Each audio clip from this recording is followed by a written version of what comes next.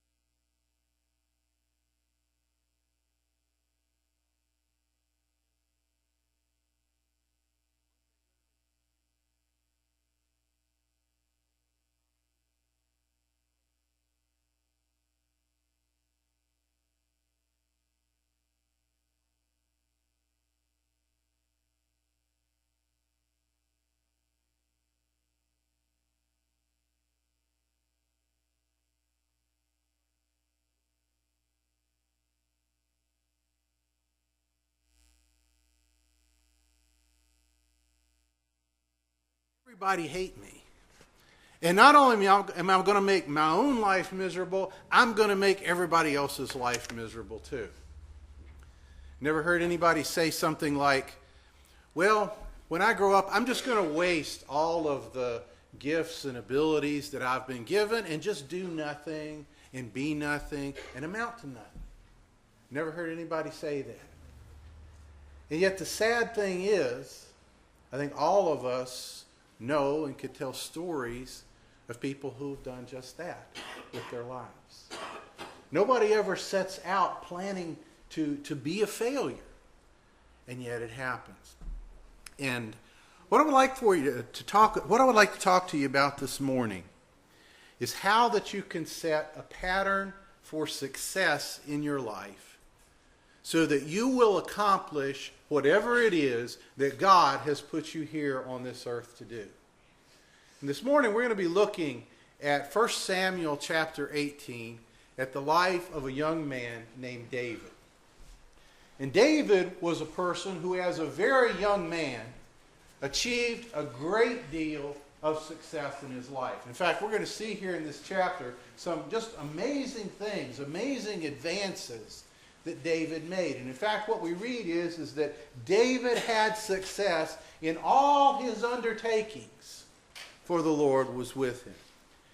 And what I want to share with you this morning is just to look at some of the key things about David's character that led to his success. Because it is the character that you develop and the choices that you make that are going to determine your success or your failure in filling out God's plan for your life. Let me say that again. The character you develop and the choices you make are what are going to determine whether or not you are successful in carrying out God's plan for your life. And the first thing that we see here in the life of David as we read 1 Samuel 18 is the kind of friends that he attracted. Here it says that as soon as he had finished speaking to Saul, that the soul of Jonathan was knit to the soul of David, and Jonathan loved him as his own soul. And Saul took him that day and would not let him return to his father's house. And then Jonathan made a covenant with David because he loved him as his own soul.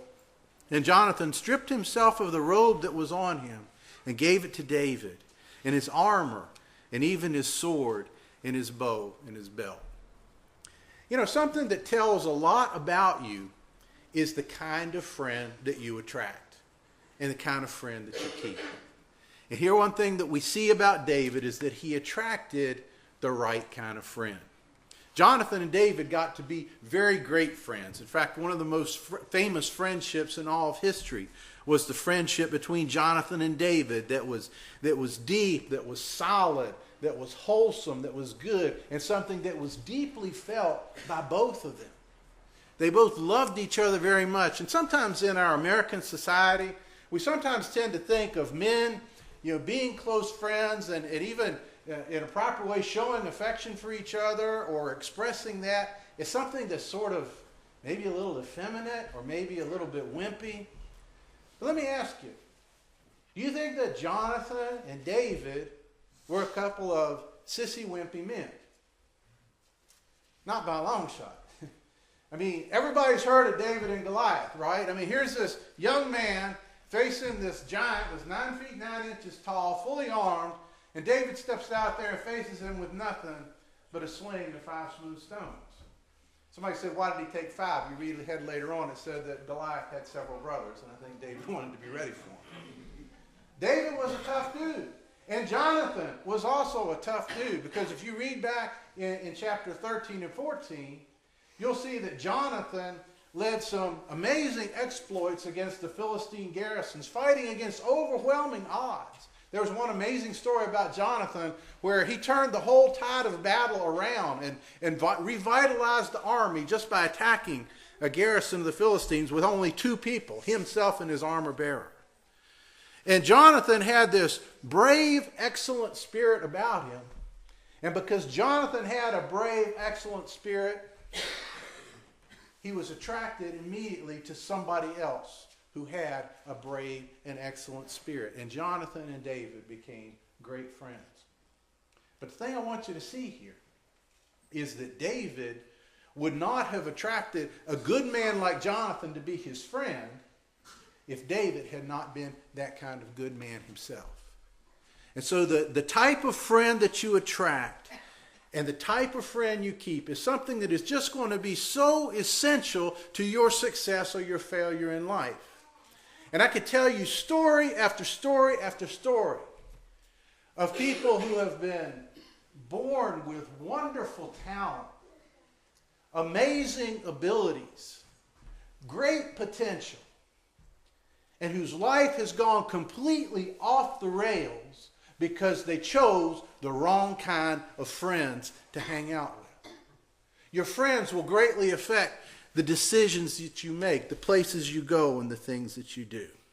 You need to be very careful about the friends that you choose.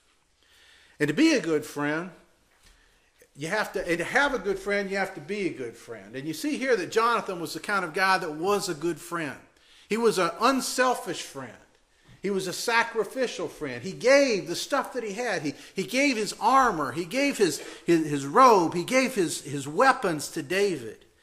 And it says he loved him as his own soul. And then it says that he made a covenant. He made a pact. They made like this agreement forever to be friends forever. Any of you ever have a blood brother any of you boys have a blood brother friend when you were growing up? Anybody do that? Where you see in the Indian movies where they'll cut themselves on the arm or on the finger, and they'll join their blood together and say, we're going to be friends forever. We're going to have each other's back. We're always going to be there for each other. Well, this is the kind of friend that Jonathan and David were to each other.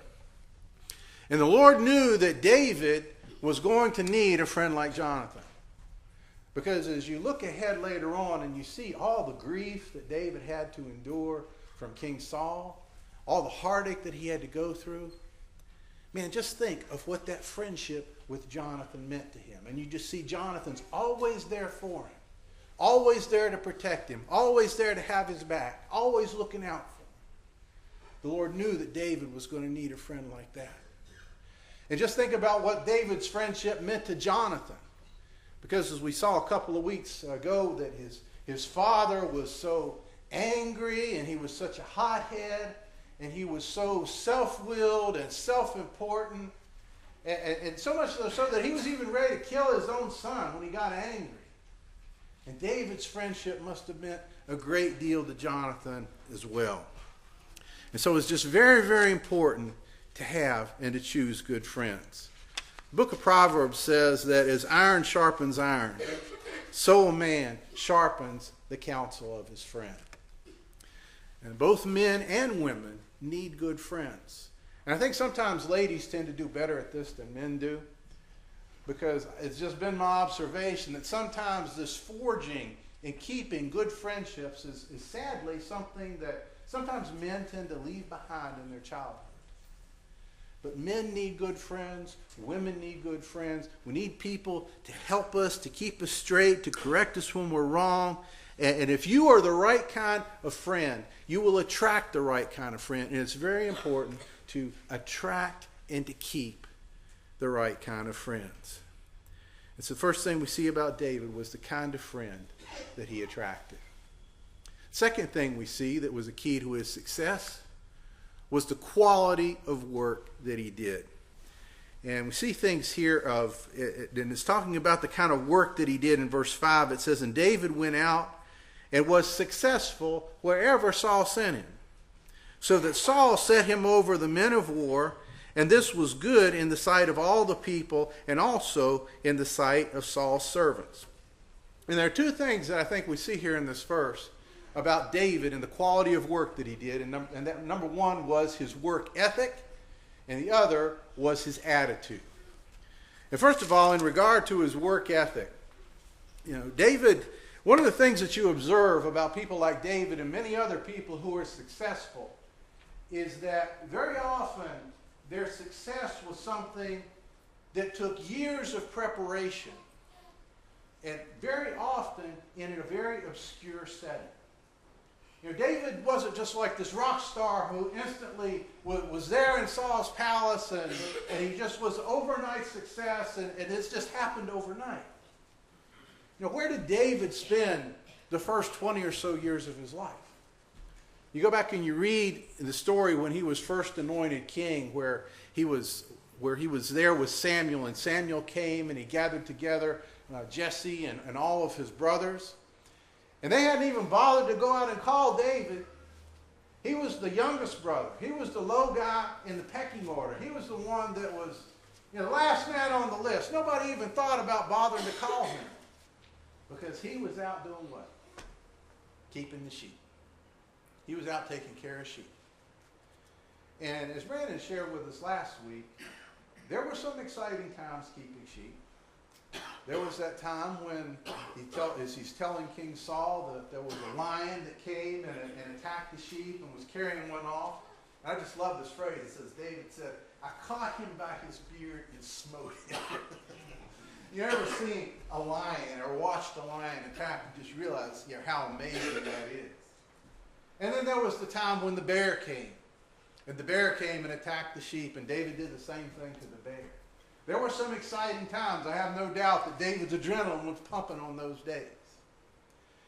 But I can guarantee you that for every one of those really, really exciting days that David had, there were hundreds and hundreds and hundreds of days that were just spent staring at woolly backs, picking thorns and burrs out of the sheep's wool, doctoring their ailments, chasing the ones that were running away, looking for the ones that were lost. And I'm sure that for David, there were lots of times where it just felt like doing the same old boring thing day after day after day after day after day. But as you read the 23rd Psalm, you can see that David knew what it meant to be a good shepherd. And he learned to be a good shepherd through all those years and all that day after day after day of doing the same thing. And what was God doing in David's life? God was preparing him for success in a wider world. Because by learning to be a good shepherd, David was learning to be a good king.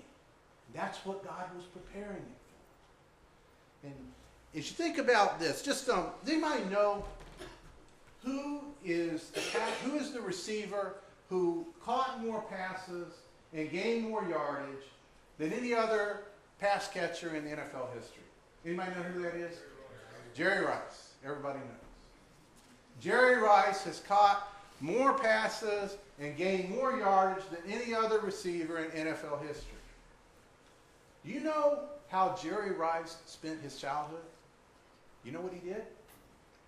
He worked as a laborer helping his father, who was a brick mason. And being a laborer for a brick mason is not an exciting job. It means carting along a lot of cement. But you know what else Jerry Rice did? Day after day after day, hour after hour after hour, Jerry Rice was there up on a platform doing what? Catching bricks. Catching bricks. Brick after brick after brick after brick after brick. How many thousands of bricks did Jerry Rice catch when he was growing up? And he had the best hands in NFL history.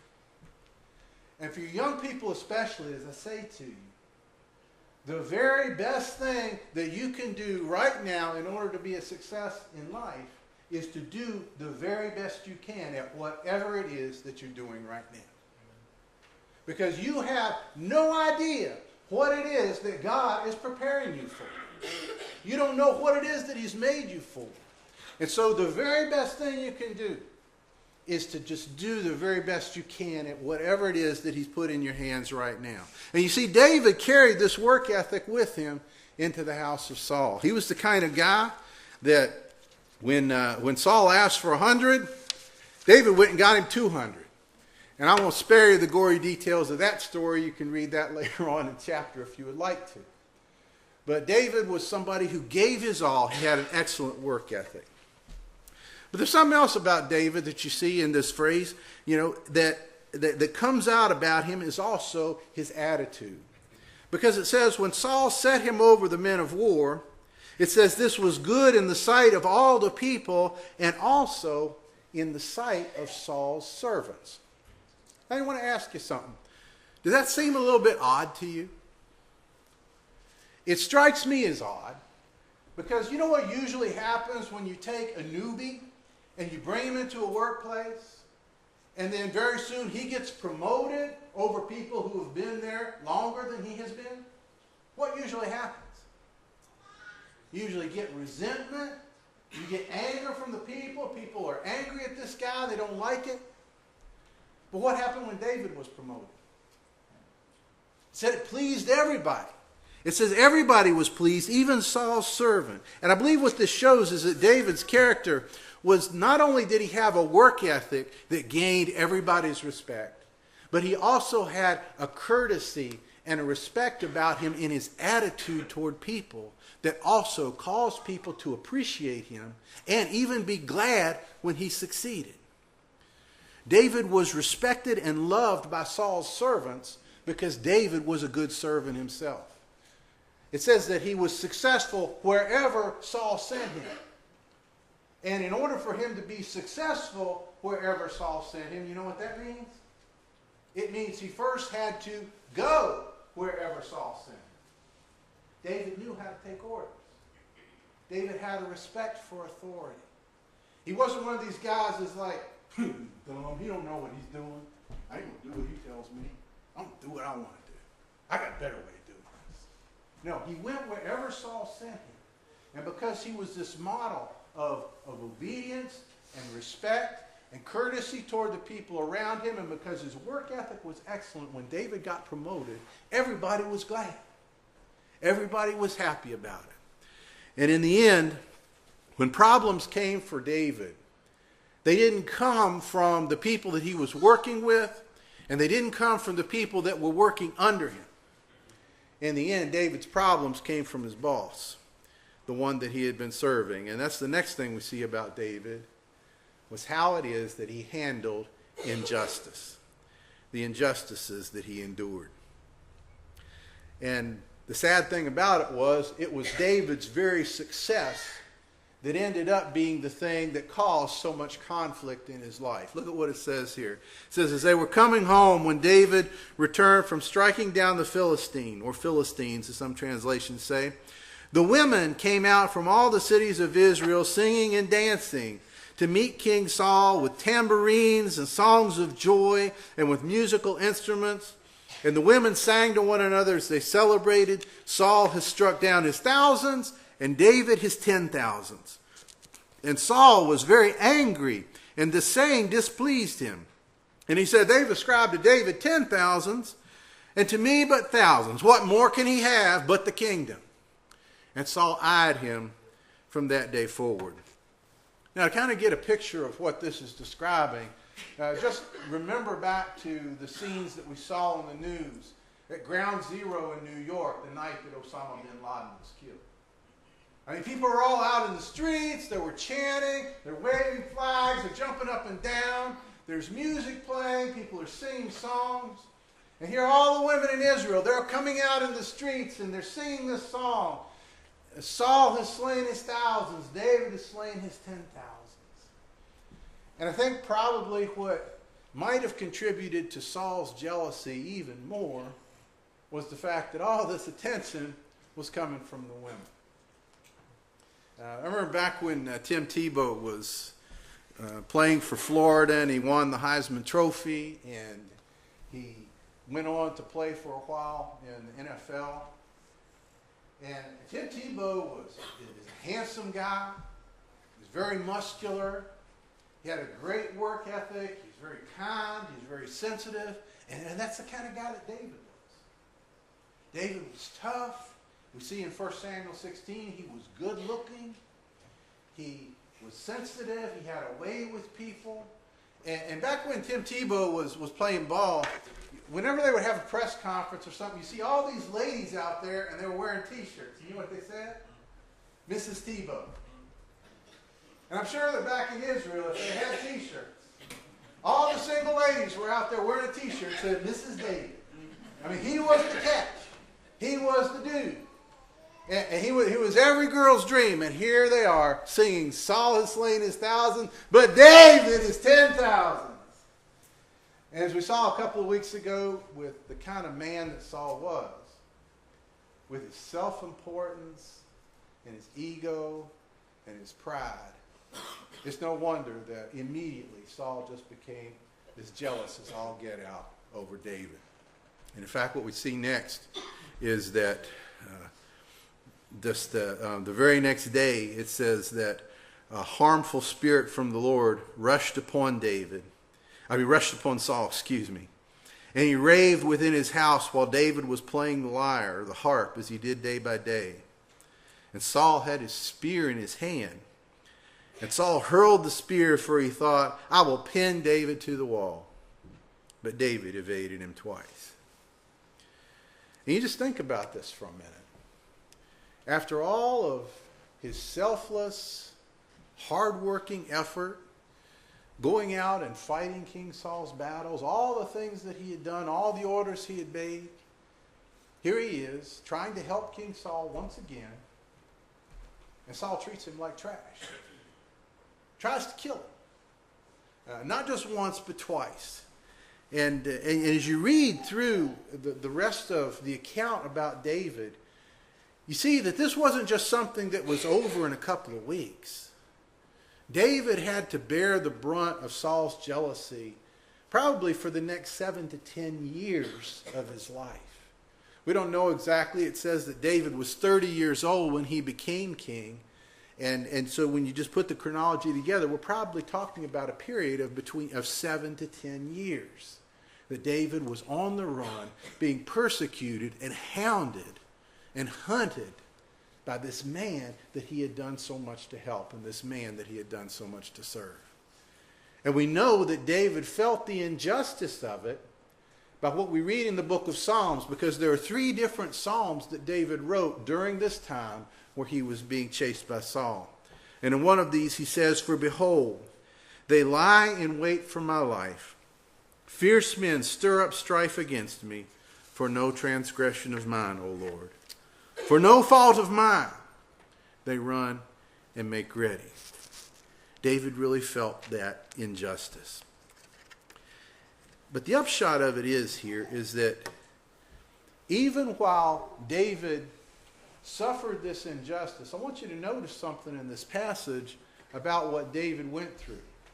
And I'm not going to go in. I had some stuff there about the evil spirit from the Lord, and I think you can read the book of Job and figure out how that all works out.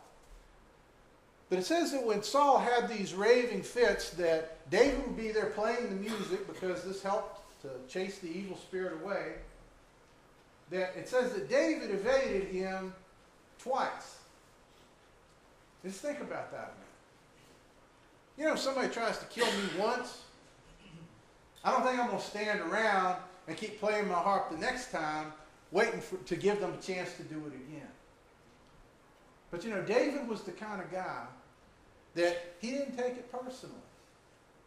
And he didn't get unduly upset, even though he felt the injustice of it, even though he knew that this was a bad thing that was happening to him. He was still willing to see the bigger picture of who he was and why God had him there in that situation.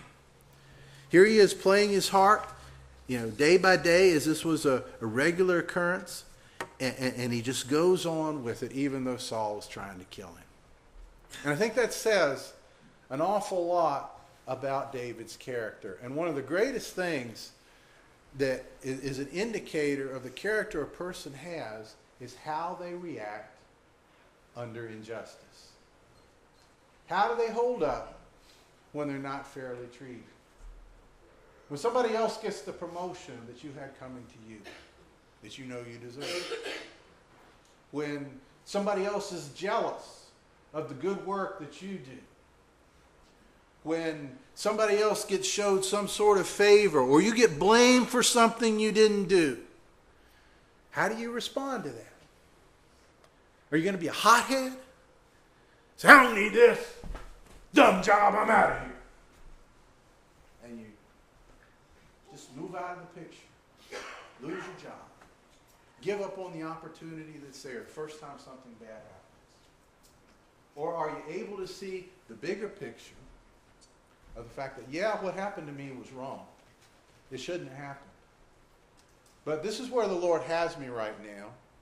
And so I'm going to go on doing what I know I'm supposed to do and do a good job at it. That's the kind of guy that David was. He stayed there until it was impossible for him to stay longer. David was willing to see the bigger picture and focus on God's plan for his life, even when he was dodging spears being thrown by a crazy man. But that brings us to the fourth and the most important thing about David's life, and that was the Lord that David served. In verse 12 it says, Saul was afraid of David because the Lord was with him, but had departed from Saul. So Saul removed him from his presence and made him a commander of 1,000. And he went out and he came in before the people, and David had success in all his undertakings, for the Lord was with him. And Saul saw that he had great success. He stood in fearful awe of him. But all Israel and Judah loved David, for he went out and came in before them. You know, David didn't dodge those spears just because of his athletic ability or his lightning quick reflexes. This was a seasoned warrior who was throwing these spears. And David was able to escape with his life because the Lord was with him. And the Lord's plan was not over with David yet. And out of all the things that happened, out of all the things that kept on happening to him through all the years where he was bearing the brunt of Saul's jealousy, hiding from him in the wilderness, dealing with all this injustice, the Lord continued to be with David, and David continued to obey and serve the Lord, no matter what the circumstances. And here you see that Saul's next tactic, instead of trying to, since he couldn't kill him by pinning him to the wall with a spear, he just said, well, I'm going to get him out of my sight. And so it says he set him out and he made him a commander of 1,000. Now, you could say this is kind of like an honorable exile, so to speak. You know, get the guy out of here, get him out of my face so I don't have to see him, and that way I won't make people angry if I'm hard on David because everybody loves him. But I think that what Saul was really doing here, and this is, you see this later on in the chapter, is that he was hoping David was going to get killed in battle. In fact, later on, when it comes to the matter of Saul offers his daughter, and the whole reason he did that was so that David would go out and put himself at risk so that he would get killed in battle. This is what Saul was hoping for. But you know what happens when the Lord is with a person? No matter what happens to you. What does it say in Romans 8:28? We know that God works all things together for good to those who love him and are called according to his purpose. David was called according to God's purpose, and so what happened when Saul tried to kill him? God just turned it into even more success. By putting him out here and making him a commander, all he did was give David yet another opportunity to show the character and the ability that he had. And the people loved him as a soldier. They loved him as a commander. And he came out and he went in before the people. He was the kind of guy, he would be the first one in the battle and the last one out. And the people loved him. But it was all because the Lord was with him. The Apostle Paul says, for if God is for us, who can be against us? For he who did not spare his own son, but gave him up for us all, how will he not also with him graciously give us all things? And young people, and old people, and all the in-between people, this is the most important part of this message. Because if you get this right, the other things will fall into place. And that question is the Lord with you? Is the Lord with you? And the answer may surprise you that the answer to that question is entirely up to you. Because for whom does this say that God gave up his son? It says he gave up his son for us all. For us all. That means that Jesus died for my sins. It means he died for your sins. It means he rose from the dead so that he can give you a brand new life. So that he can give you life and life to the full. He did it for you. And each person who is in this room today can have the God of David with them. Today, every day. Not just so that you can go to heaven when you die, but so that he will be with you every moment of every day of your life, guiding you, leading you, instructing you, showing you the way that you can go so that you can be a success in his plan for your life. And once he's with you, he says, I will never leave you or forsake you. And so these 4 things that we learn from the life of David that brought him success. Attract the right kind of friends and keep the right kind of friends. Choose your friends carefully. Work hard with a good attitude at whatever job you're given to do. Endure injustice patiently when it happens, when you must, when you can't avoid it, without being a hothead, and keep the bigger picture in mind. And most important of all, make sure that the Lord is with you and that you are following him every step of the way. And this is how you can set a pattern for success in your life, in being that person that God has made you to be. Let's bow for a word of prayer. Father, as we come to you this morning, Lord, we just thank you so much once again for your word and for what's recorded here about David, who served you so faithfully as a young man. And Lord, we see a great example here to follow. And Lord, I just pray especially, I pray for everyone, but I pray especially, Lord, for all the young people who are here, for the children, for the teenagers, college students, who have their whole life out in front of them. Lord, I pray that you will guide them in choosing good friends. I pray that you will instill within them work ethic, a character, and a good attitude. I pray that you'll give them the patience and the grace to endure unfair treatment when they face it from time to time.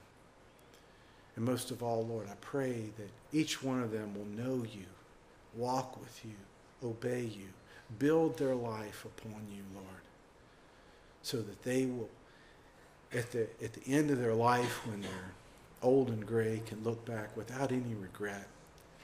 And Lord, we pray this for all of us so that one day, when you do return for us, that we'll hear those words from you that we long to hear. Well done, good and faithful servant. This I pray in your name. Amen. I'm going to be here at the front for a few minutes. If anybody